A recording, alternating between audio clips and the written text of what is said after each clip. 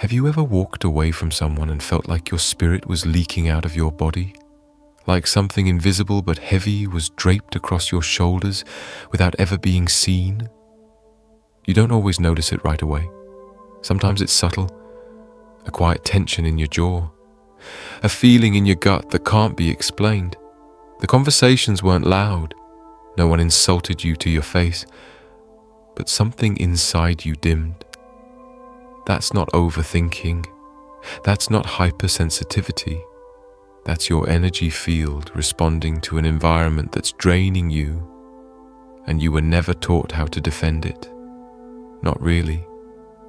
You were trained to explain it away, to rationalize the discomfort, to say, they didn't mean it like that, or maybe I'm just too sensitive. But you're not. You're perceptive. And that sensitivity they've tried to make you question, that's your compass. Carl Jung warned that the psyche isn't just a mind. It's a mirror, constantly reflecting what your words can't yet articulate. And when your nervous system goes on high alert around certain people, that's not anxiety, it's insight. But here's the trap. We've normalized dysfunction so thoroughly that emotional erosion looks like love. We confuse guilt with loyalty, silence with peace, detachment with maturity, and we wear those misinterpretations like badges, thinking they make us strong when all they're doing is bleeding us dry from the inside out. There are people who drain you with smiles on their faces, people who laugh while tearing your dignity apart, one casual sentence at a time. They wrap their mockery in jokes, and because everyone else laughs, you do too. At first it seems harmless. It's just teasing, right? That's how friends talk. That's how couples play. You try to believe that, but when the room goes quiet and the night stretches long, their words play again in your mind, and this time you don't laugh. Not because you're sensitive, because your soul recognizes a wound disguised as humor. They never called it abuse, and so you didn't either, but they joked about your dreams, mocked your style, made light of your goals, said things about your body in front of people, then acted like you were uptight when it stung. And slowly you began playing along. You laughed before they could. You made yourself the easy target to take the edge off the sting. Because that's what you were taught, isn't it? That if you point the knife at yourself, maybe it won't cut as deep. But the body keeps track, the psyche keeps score. And the cost isn't just a bruised ego, it's erosion of self, one sarcastic jab at a time. You teach yourself that your pain isn't valid unless others see it, that your boundaries are negotiable as long as everyone's having a good time, and you start blending so deeply into the role they created for you that you forget you were ever something else. This is symbolic violence. It's the kind Jung spoke of when he warned that what's unspoken is still remembered in the unconscious. It doesn't need fist to damage you, it only needs repetition. You don't confront it because it never announces itself as harm. It whispers, "Don't be so serious." And you nod along because what else can you do when the whole room is in on the joke? But somewhere inside, a fracture starts forming.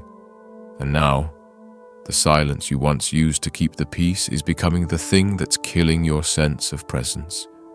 You look back and wonder when your voice started trembling before you even opened your mouth, when your back began curving inward instead of standing tall.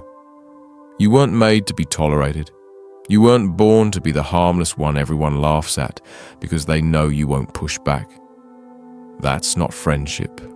That's not connection. That's erosion.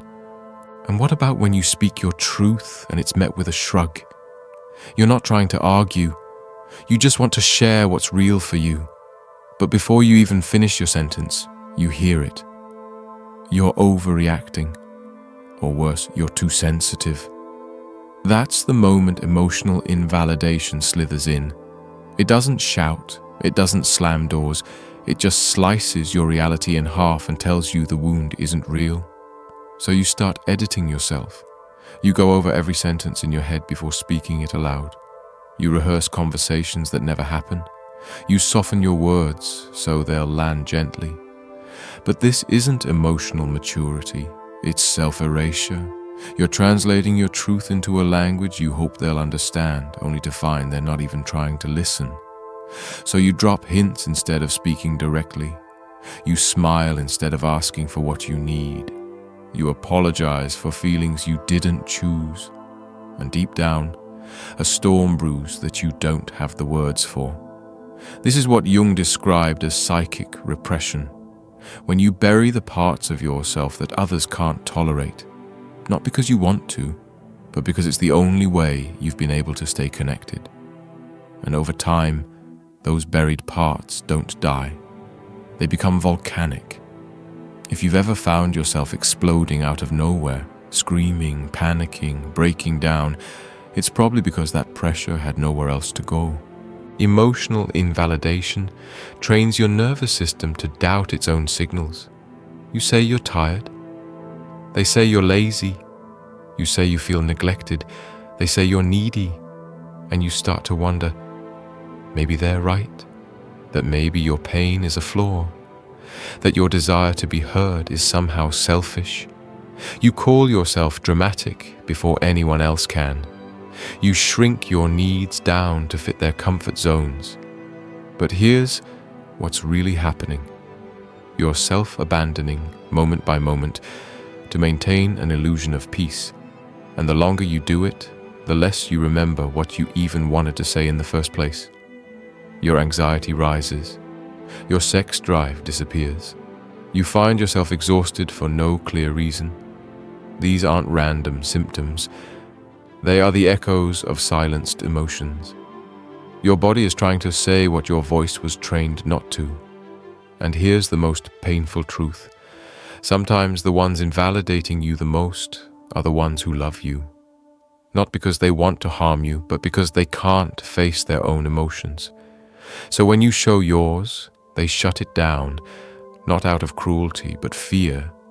Still, your nervous system doesn't distinguish intentions. It only remembers the wound. And it makes you smaller every time you deny what you feel just to keep someone else comfortable. Eventually, the silence becomes your native language. You stop speaking even when the house is burning. You become an expert at pretending nothing is wrong, while your soul collapses in slow motion. But what happens when it's not just silence that steals your sense of reality, but active manipulation? When someone tells you a thing didn't happen when you know it did. When you say, "You hurt me," and they say, "That's not what I meant," or worse, "That never happened." That's gaslighting. It's not just lying, it's psychological warfare, and it breaks you from the inside out. You begin defending your memory, not your point. You know what you saw. You remember how you felt. But now, suddenly, you're doubting your own recall. You leave conversations with less certainty than you had going in. You start to rewrite your own narrative, not for clarity, but for their comfort. And when it's deep enough, you begin gaslighting yourself. You feel pain, but tell yourself it's not a big deal. You notice a red flag, but dismiss it as paranoia. And slowly, your instincts, the ones that were trying to protect you, get overridden by confusion. Jung didn't use the word gaslighting, but he did speak about the fragmentation of the self, that unbearable dissonance between what you feel and what you're told you should feel. That fracture becomes identity erosion, and the more it happens, the more you lose track of who you are. It doesn't always happen in a dramatic blowout. Sometimes it's a quiet conversation with a subtle twist, a smile that makes you question your hurt, a tone so calm it shames your emotional truth. And because it doesn't look violent, you accept it. You call it maturity. But maturity is not the absence of emotion. It's the integration of it. When you're being told over and over again that your reality is wrong, you don't just question your story, you question your worth. And over time, you stop listening to the only voice that ever knew the truth, your own. But it doesn't stop there. Some of the deepest cuts come not from words, but from the absence of them. When someone looks through you like you don't exist, they don't raise their voice, they don't slam doors, they just stop seeing you. They scroll while you speak. They nod without listening. They answer in half words, half-hearted. You're not being screamed at. You're being erased one glance at a time. And because it's subtle, you blame yourself. You say, maybe I'm boring. Maybe I'm needy. Maybe I'm just not enough today. But the weight in your chest says otherwise. The quiet ache that settles in the pit of your stomach when your words float through the room and vanish like mist. That's your proof. Carl Jung said the true loneliness isn't being alone. It's being unable to share what matters most. That's what this is. Being emotionally starved while someone lies next to you every night. The contempt doesn't announce itself. It lingers in the long pauses, in the way they avoid your eyes, in the mechanical way they respond, and soon you adjust. You quiet your tone. You send shorter texts. You stop asking for affection because the rejection is worse than the hunger. You start lowering the bar just to feel tolerated. You convince yourself that this absence is a phase. But emotional absence is not a mood. It's a message. And it's telling you that you don't matter as much anymore, at least not in the way you once did. When you're starved for connection long enough, your body begins to ration hope like it's oxygen. You stay quiet. You stop reaching. You tell yourself you're fine even when something inside you is dying slowly, piece by piece. It's not because you're weak. It's because you've convinced yourself that needing less is the only way to keep the relationship from disappearing altogether. And that's where the most deceptive pattern begins to form. The one they might even applaud you for, the one that looks like resilience on the surface, but is in truth spiritual starvation dressed as virtue. Self-sacrifice. They call you reliable, solid, the dependable one. You're the person everyone counts on, the one who shows up no matter what. And you believe that was love, that showing up, holding it together, fixing everything, would finally earn you the right to be seen. So you stayed quiet when you were hurting. You helped when you were empty. You smiled through the ache. And slowly, you built a reputation not as a person, but as a pillar. One they lean on but never ask, "Are you okay?" You became a provider of comfort, even when your own world was collapsing. You absorbed their pain without complaint. You carried responsibilities no one acknowledged. And the more you gave, the more they expected, not because they were cruel, but because you trained them. Every time you buried your needs to protect someone else's peace, you were writing a script where your silence became the standard. And in that script, love was something you earned through effort, not something you were simply worthy of. Carl Jung described this fracture as the splitting of the self. When you amputate parts of your soul to fit inside someone else's comfort zone, you don't become noble. You become empty. And what fills that emptiness isn't love, it's resentment. Quiet, slow burning and corrosive. You smile on the outside, but your chest feels like it's imploding. You help, but your heart whispers, "Why won't they notice me?" You long for someone to look past your strength and see your exhaustion, to ask you not as a role, not as a responsibility, but as a human being, "What do you need?" But no one does, because you've made it look easy, because you never said no, because you never dropped the mask, and now you're breaking in private while being praised in public. That's the cruel irony. The more invisible your pain, the more applause you get. And so you stay, you keep performing, you keep showing up, but each time, you give away a part of yourself that you may never get back. And what happens next? You begin to lose touch with what you even want. Your preferences dissolve. Your appetite fades. Your body becomes a machine going through the motions, not because you've healed, but because you've numbed. You answer, "I'm fine," by default. You avoid mirrors. You avoid silence. Because in those quiet moments, the truth begins to rise. The truth that you've become a stranger to yourself. And the more you try to outrun that feeling with productivity, with giving, with fixing others, the deeper it roots into your bones. And here's the part no one wants to hear. The world will never ask you to stop sacrificing. No one will walk up to you and say, "Enough, you've done too much, now let us take care of you." That moment never comes. You have to decide for yourself. You have to be the one who says, "This is where I end and others begin." That's not selfish. That's survival. Now we arrive at the one that cuts the deepest, the one that doesn't just ask you to suffer, it asks you to trade your soul for acceptance, to stay in places that harm you just because the idea of being alone terrifies you more. This is the pattern of accepting mistreatment just to feel like you belong somewhere. You didn't stay because it was good. You stayed because leaving felt like disappearing. You told yourself it wasn't abuse. You said it was complicated. You told friends they're just going through something, or it's not always like this. And maybe you weren't lying. Maybe you were trying to protect something fragile. But beneath those explanations lived one undeniable truth. You were afraid that if you left, no one would choose you again. So you endured what you never should have. You accepted the coldness, the backhanded remarks, the emotional punishment wrapped as concern.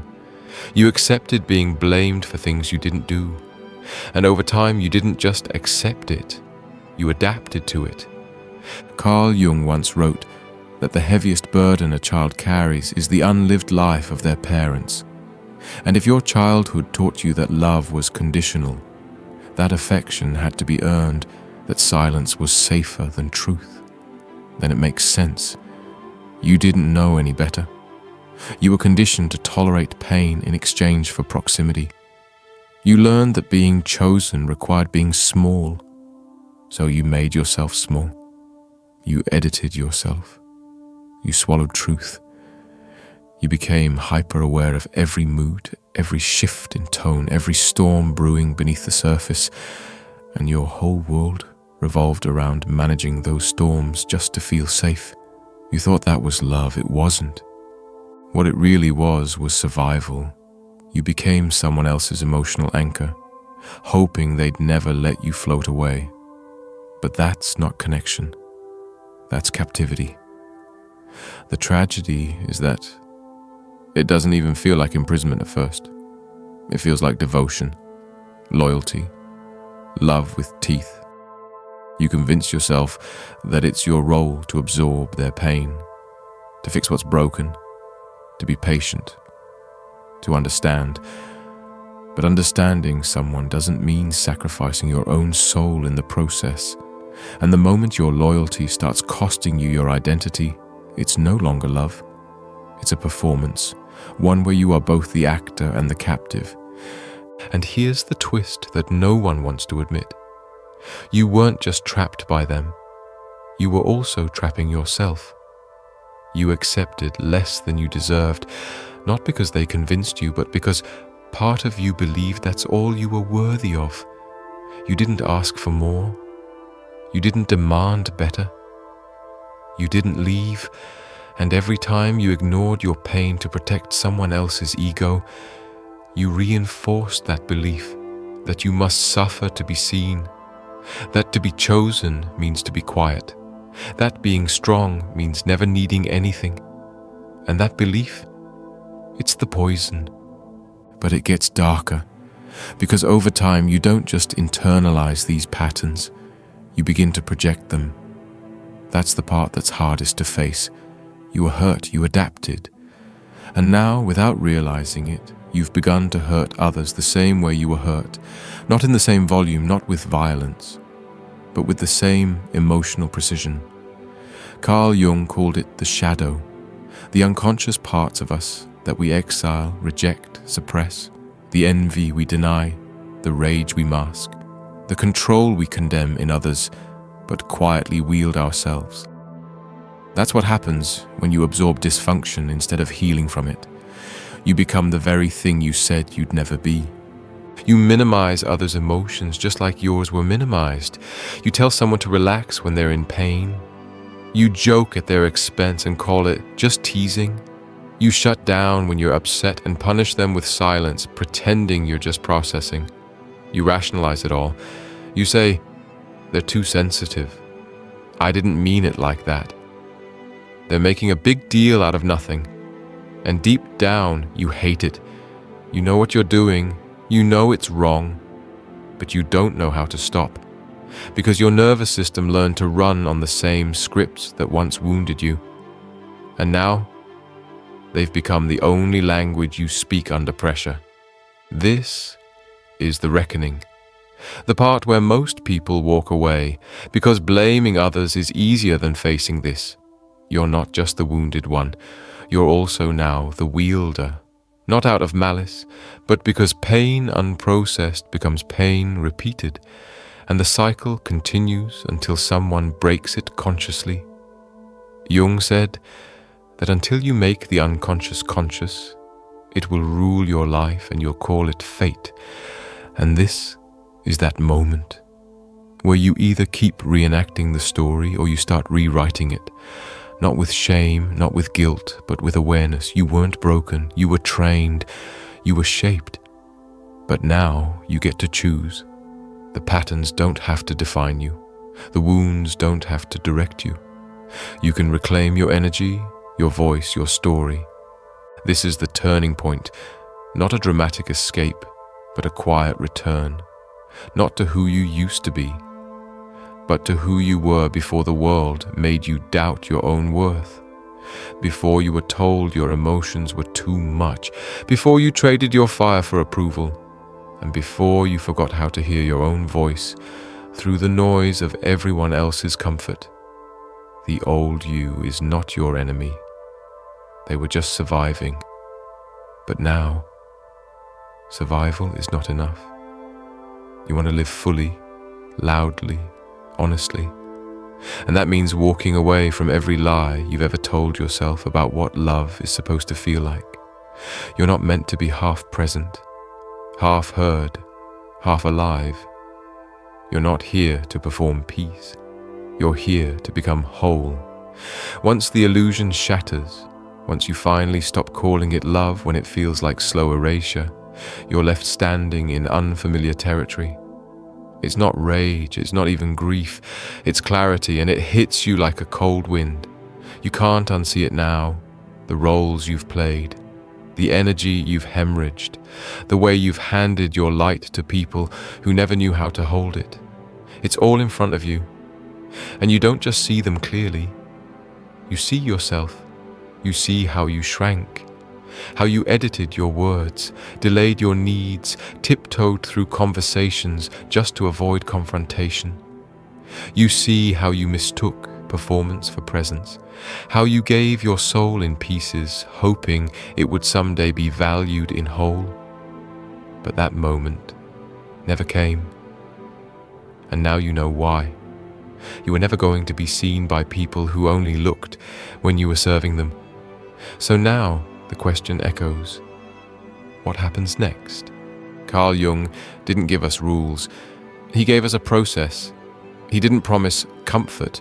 He promised liberation. He called it individuation. Not healing, not fixing, not improving, but the act of becoming who you really are beneath all the personas you learned to wear, the one who existed before the scripts, the one who was whole before performance became protection. And that's the path now. Not away from yourself, but toward yourself. Not through shame, but through precision. The first step is brutal, but necessary. Stop pretending you don't know what's hurting you. Stop covering up toxicity with polite silence. Stop labeling patterns as just how things are. If it empties you, if it bends you into a shape that doesn't fit, if it leaves you quieter and heavier after every encounter, is not neutral, it's corrosive. You don't need to justify why it hurts. You need to acknowledge that it does. Awareness, not denial, is where your freedom begins. Then comes the piece most people resist: boundaries. Not as walls to keep people out, but as lines to stop you from leaving yourself. A boundary is you drawing a sacred perimeter around your peace. It's the sentence you finally say after decades of muting your discomfort. That doesn't work for me. I'm not continuing this conversation. If this happens again, I won't stay. You don't yell. You don't justify. You just state it calmly and clearly, and the people who've benefited from your silence will flinch. Some will get angry. Some will try to negotiate with the old version of you, but don't answer. That version no longer exists. Boundaries don't ruin relationships. They reveal the ones that were built on your self-erasure. Let them crumble. You're not losing anything that valued you. You're losing the illusion that your worth was tied to your obedience. And then, the most critical step, stop curating yourself for consumption. Stop polishing your personality so others find you more digestible. Stop performing as the healed version of you when your heart is still bleeding in private. Jung said, "I'd rather be whole than good." That means embracing the entire truth of who you are, not just the polished, praised, productive parts, the anger that simmers beneath the smile, the fear that hides behind your calm exterior, the hunger for depth that you've hidden because others couldn't meet it. Bring it all home. This is not an invitation to act out your wounds. It's an invitation to hold them with tenderness so they stop running your life from the shadows. Integration is how you stop being ruled by your own repression. It's how you shift from reacting to responding, from performing to embodying, from collapsing to standing, not louder, just realer. Containment. That's the word most people confuse with control. You don't need to control everything, but you do need to contain yourself in a way that doesn't let your power leak into proving, apologizing, or over-explaining. You keep what's sacred inside your own perimeter. Not secret, sacred. You don't tell everyone where your deepest wounds are. You don't hand over your insecurities like gifts to people who haven't earned your trust. You don't give unlimited access to your thoughts in the name of authenticity.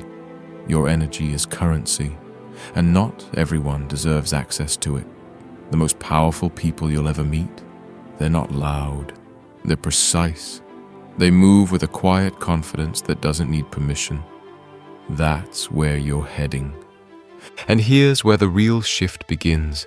When you stop defending yourself, when someone tries to twist your words or undermine your experience, you don't enter the courtroom of their comfort.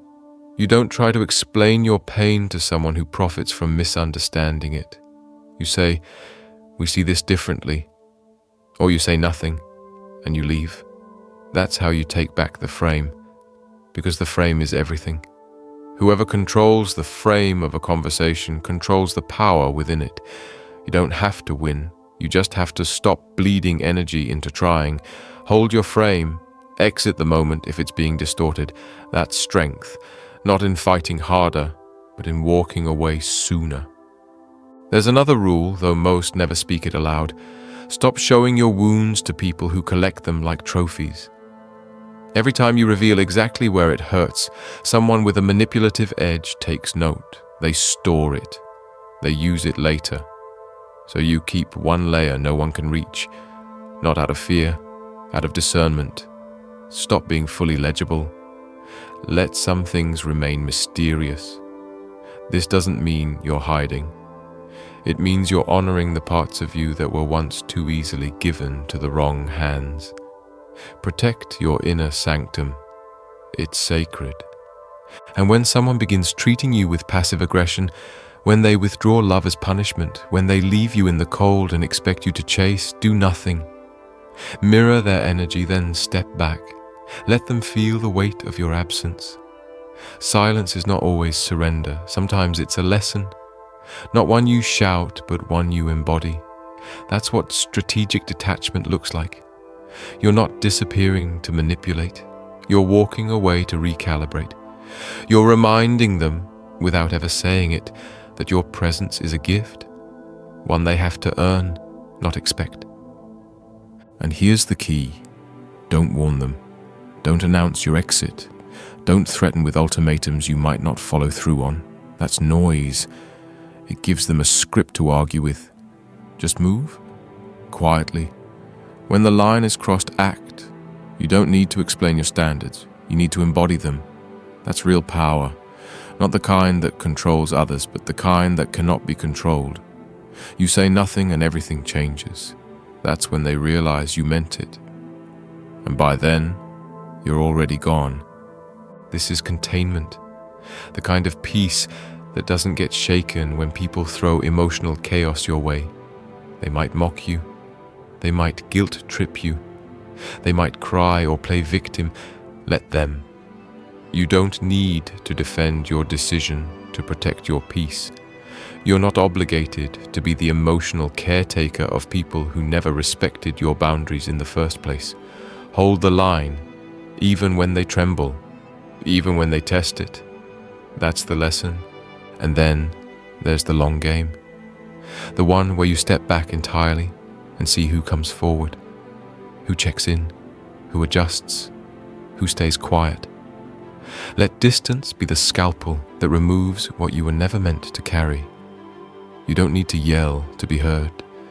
You don't need a grand goodbye. Sometimes the most dignified exit is the quiet one. No explosions, just absence. And if they don't notice, that tells you everything. If they reach out only to control you again, that tells you more. Distance gives you the clearest view of what was always there, not what you wanted to believe, but what's real. Now pause here, not to reflect, but to recognize what's happening inside you. That pressure you feel, the tightening in your gut. That's not anxiety, that's the tectonic shift of truth returning to its rightful place. For years, you were told to make yourself small for the sake of peace, to keep the room comfortable even when your own heart was breaking, to be the strong one, the silent one, the one who absorbs everything and needs nothing. But now you know better. Now you know that the silence was not peace, it was self-betrayal. That being needed is not the same as being loved. That being dependable is not the same as being valued. And you will not be complicit in your own erasure any longer. You are not here to be consumed. You are not here to be explained. You are not here to be a vessel for other people's insecurities, fears, projections, and chaos. You are here to remember who you were before you forgot yourself for the sake of being chosen. That is individuation, not a spiritual performance, but a deep psychological return to your instincts, to your clarity, to your truth. And when you reclaim that, when you stop reacting, over-explaining, and apologizing for needing space to breathe, you become something unshakable. You stop being a mirror for other people's pain, and you become a signal to those who are ready to grow. You are not for everyone. You never were. And now you don't need to be. The ones who remain will recognize your frequency, not because you performed it, but because you lived it. You walked away from what drained you. You stood your ground when it would have been easier to crumble. And in doing so, you didn't just reclaim your peace. You reclaimed your name. Now the air feels different, not lighter, heavier, but in a good way. Like the weight of truth resting back into your bones after being borrowed by too many people for too long. This is not a victory lap. This is a rebirth. Not loud, not dramatic, just steady, unmistakable. You see it now with no room for denial. Every time you tolerated being minimized, every moment you smiled when your soul was aching, every "I'm fine" that was really a silent cry for someone to ask again.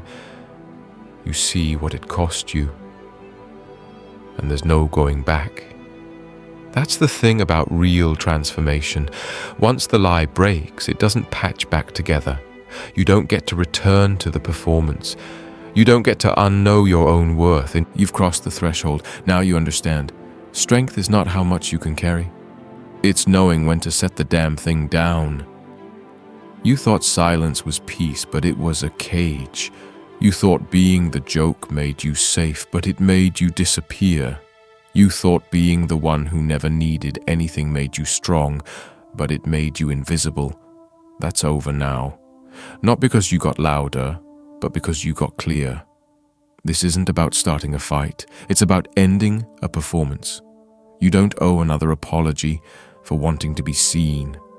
You don't owe another explanation for needing space. You don't owe another justification for not letting people walk through your emotional landscape with muddy feet. This is your line, not drawn in sand, not up for debate. The kind of line that says, I'm not shrinking anymore so you can stay comfortable, because you know now what it costs to contort yourself into someone else's mold. You don't belong in spaces that require you to break in half just to fit. You don't belong to anyone who only values you when you're bending. You don't belong to people who can only love a version of you that doesn't speak, doesn't shake the ground, doesn't disrupt the false peace they've built around your silence. You belong to yourself. And that belonging cannot be negotiated, not anymore. From here, everything changes. Not outside you, within you. The moment you choose not to respond to disrespect is the moment you become dangerous, not to others, but to every system, dynamic, and person who once relied on your self-abandonment to keep the balance. They'll try the same games. They'll use guilt, confusion, silence, charm, whatever used to work, not because they're evil, but because your transformation threatens their comfort. But it won't work now, because you don't respond from the same wound anymore. You don't need to react, you need to remember. Remember what it felt like when your voice cracked and no one cared. Remember how many nights you cried into your own hands because asking for help felt like betrayal. Remember how it felt to carry everyone else's weight while yours got heavier and heavier and nobody noticed. Remember, but don't stay there. Use it. Let it fuel your decisions, not your pain. Let it guide your discernment, not your rage. You're not here to convince anyone of your worth. You're here to protect it fiercely, quietly, daily. And now you understand the rules have changed. Rule 1, don't argue, redefine. When someone twists your truth, don't wrestle them for understanding. Say, we're not aligned, and exit. Let silence be your boundary. Rule 2, mask your triggers, not to suppress them, but to starve those who feast on them. When someone pokes at your pain, don't give them the satisfaction of your reaction. Keep your power. Stay calm. Let them wonder. Rule 3, guard your depth. Not everyone deserves access to your story. Share with discernment. Mystery is not manipulation, it's maturity. Rule 4, practice emotional detachment. If someone withdraws love to punish you, don't chase. Let them feel your absence. Your presence is not free. Rule 5, never forecast your limits. Act instead. Quiet exits speak louder than desperate warnings. Rule 6, remain centered. Let them mock, guilt, dramatize. You stay rooted. Power isn't noise, it's containment. Rule 7, step back. Let space tell you what words never could. Who follows, who respects, who fades. But none of these rules work if they're just strategies. They have to be integrated truths, not something you perform, something you become. Because you're no longer trying to be understood by people committed to misunderstanding you. You're no longer trying to fix people who weaponize your empathy. You're no longer auditioning for approval in spaces you've outgrown. From this point forward, You are not available for anything that makes your soul ache in silence. You are not negotiating with disrespect. You are not debating your boundaries. You are not walking on eggshells in the house you built.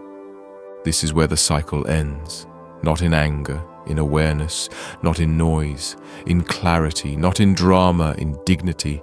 You don't need revenge, you don't need to prove anything. You just need to hold your line and let the world reorganize around your truth. And it will. The moment you become immovable in your self-respect, the world either rises to meet you or gets left behind. Both are blessings, because this isn't about punishment. It's about alignment. The more aligned you become, the more obvious the misalignments will appear. You'll see them clearly, and instead of negotiating with them, you'll release them. Gently, fully, without looking back. This is not the end of your story. This is the part where your real life begins. You don't have to burn bridges. You don't have to cut everyone off. You don't have to become hard or cold. You just stop handing out backstage passes to people who treat your life like entertainment. You become selective, not because you're better, because you're finally whole. And whole people don't chase crumbs. They build their own table and eat in peace. And the ones who are meant to sit with you, they'll bring something too. Not just hunger, but presence, but truth, but energy that matches what you now know you deserve.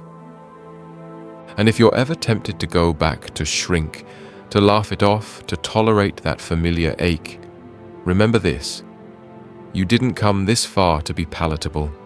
You came this far to be powerful. And power is not aggression. It's precision. It's not performance, it's presence, it's not noise, it's knowing. You know now what it costs to trade your authenticity for belonging. You know now what it feels like to vanish in a room full of people who claim to love you. You know now what it takes to reclaim your energy, inch by inch, breath by breath. So say it now. Say it like a vow. Whisper it in the dark. Write it where you'll see it. I refuse to be shrunk. I reclaim my field. That's the code. That's the contract. That's the signal to yourself and to the world that you're not disappearing again. Not for comfort, not for tradition, not for false peace. You were not made to be background. You were not built to be easy to carry. You were built to be whole, to be loud when it matters, to be soft where you choose, to take up space without apology. And now, that's what you'll do. Because this isn't healing, this is return to your voice, to your strength, to your sacred yes and your unapologetic no. You're not performing anymore, you're present. You're not surviving anymore, you're sovereign. Welcome back. And if you feel something stirring in your chest right now, don't ignore it. That's not a speech, that's your system recalibrating. That's your soul saying, finally, you heard me. And before you go, anchor it, type it, say it out loud. I reclaim my field. Let that be the echo, the frequency, the signal that your programming has been interrupted, that this time it's different, that you're not going back to sleep. And if this lit a fire inside you, don't let it die in silence. Keep walking, keep waking, keep drawing the line. The next step will challenge you. The next lesson will test you. But you're ready, because now you're not just watching from the sidelines. You're in the arena, whole, awake, dangerous, in the most sacred way. And this life, it finally belongs to you.